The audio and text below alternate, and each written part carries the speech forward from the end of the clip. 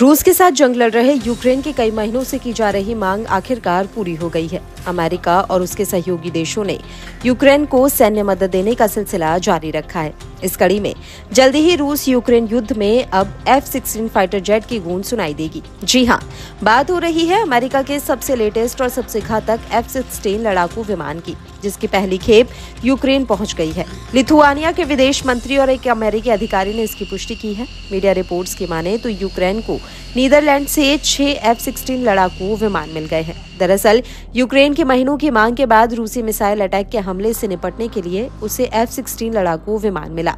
बताया जा रहा है कि यूक्रेन जल्द ही डेनमार्क से भी फाइटर जेट्स की दूसरी डिलीवरी लेगा।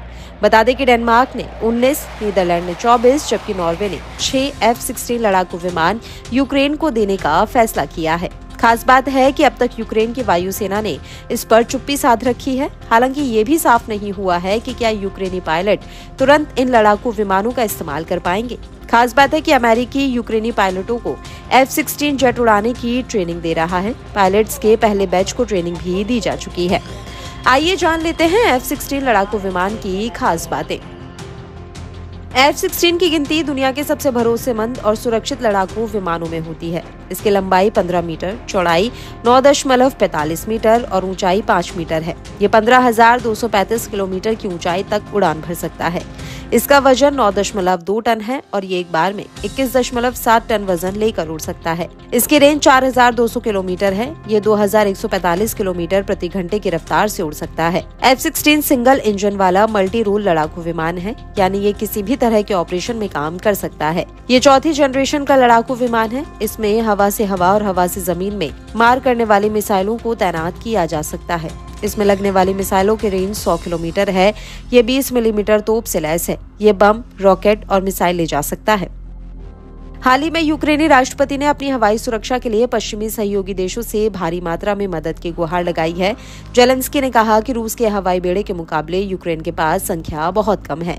रूस के हवाई हमलों को नाकाम करने के लिए कई लड़ाकू विमानों की जरूरत है। І дуже важливо нарощувати українські можливості захисту неба. Все для цього ми робимо.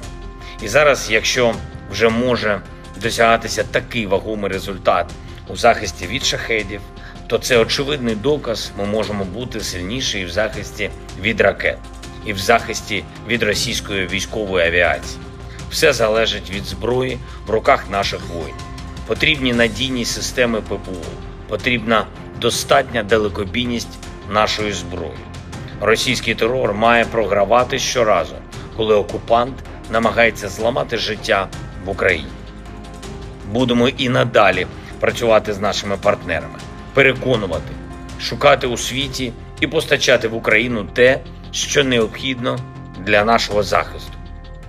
Виробляти спільно необхідну зброю. Це все спільний захист усіх в Європі, усіх в світі, хто цінує життя. बताते चले कि रूसी राष्ट्रपति व्लादिमीर पुतिन पहले ही साफ कर चुके हैं।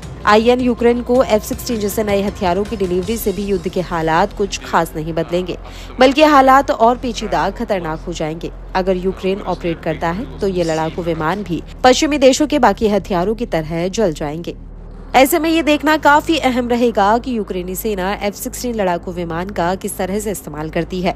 क्या ये विमान रूसी खेमे में परेशानी खड़े करेंगे या नहीं? साथ ही जिस मकसद के लिए इसे यूक्रेन को सौंपे गए हैं, क्या ये उन्हें हासिल कर पाएगा? इन सवालों के बीच यूक्रेन के लिए रूस के खतरनाक ड्रोन से इन लड़ाकू विमानों को बचाना भी बड़ी चुनौती से कम नहीं होगा।